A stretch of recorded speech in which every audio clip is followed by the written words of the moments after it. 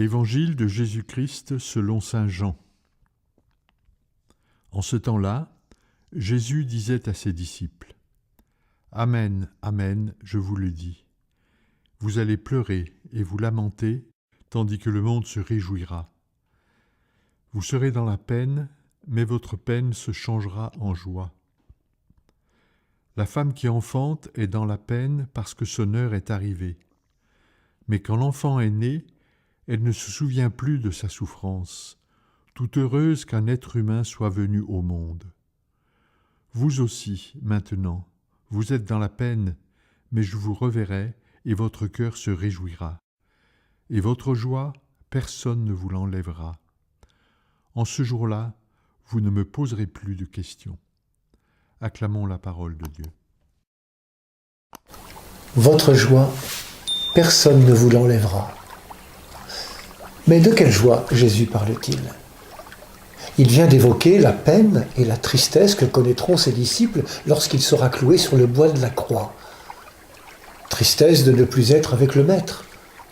Tristesse d'être séparé de celui qui les a appelés, conduits, enseignés, formés à la mission. Cette joie promise, comme une éclaircie dans leurs ténèbres, n'est pas de l'ordre sentimental.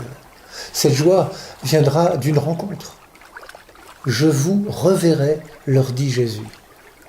Cette joie viendra de leur rencontre avec celui qui, après avoir traversé la mort, reviendra réveiller en eux la foi, l'espérance et la joie.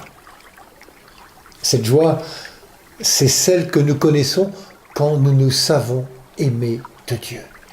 Quand nous savons qu'il est à nos côtés, qu'il est tout proche.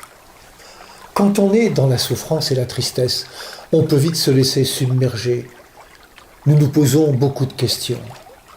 Jésus nous dit que la joie vient de sa présence à nos côtés, que cette joie vient d'une naissance.